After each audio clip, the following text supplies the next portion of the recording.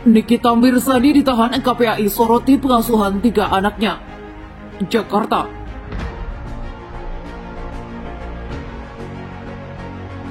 Tulisan yang menurut tafsir itu perbuatan pidana, menurut Niki bukan, ya itu persoalannya. Pencemaran nama baik, tapi kan nggak perlu lah anak kecil itu harus ditarik-tarik dengan persoalan yang seperti ini.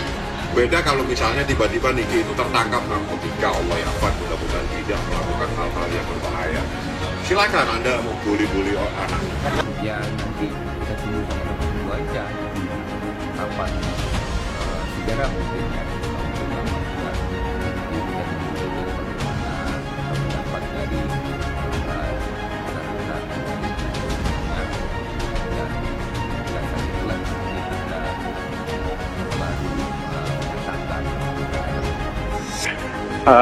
yang pertama saya ajukan itu kemarin sudah saya sampaikan dan saya bertemu dengan Bapak Kasifidum.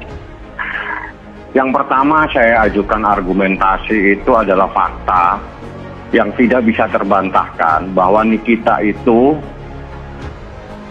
tidak pernah mempersulit proses hukum sehingga dia bisa datang di Polres Metro Jakarta Selatan dan diproses sebagaimana proses hukum.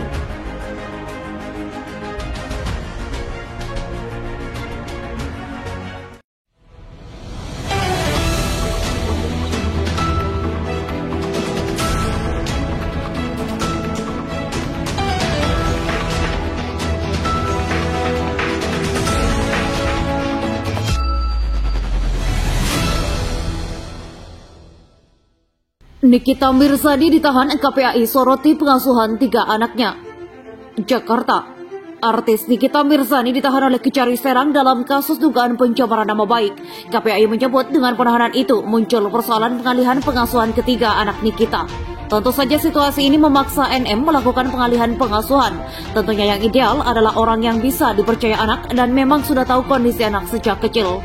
Namun tentu saja ada pertimbangan dari keluarga NM agar anak mendapatkan kepentingan terbaiknya, kata Kepala Divisi Pengawasan Monitoring dan Evaluasi Kadifos Monif KPAI Jasra Putra dalam keterangan yang diterima oleh Detikom.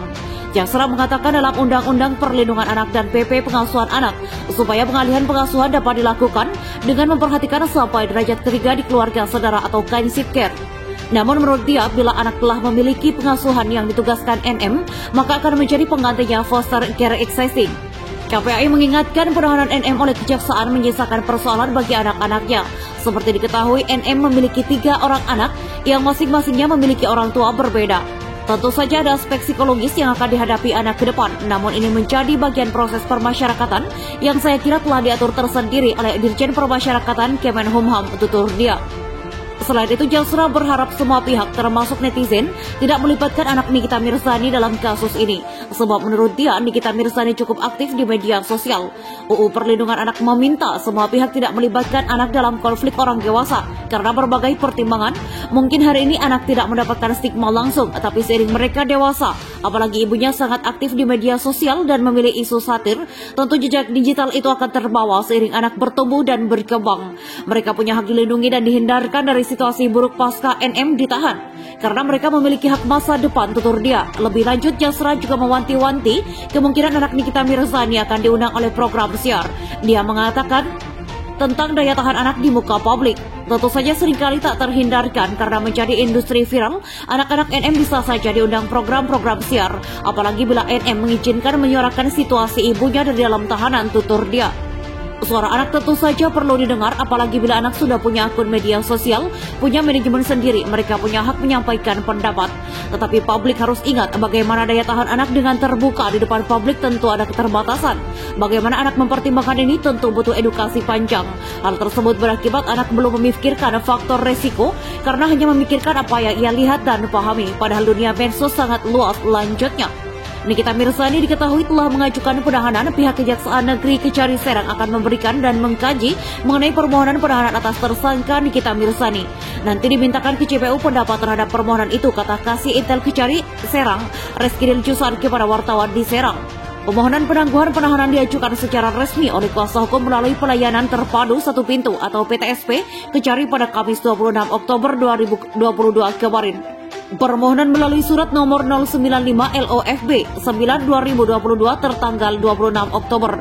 Dalam permohonannya disampaikan dasar-dasar permohonan penangguhan. Penjamin dari permohonan tersebut merupakan kuasa hukum Nikita Fahmi Bahmid.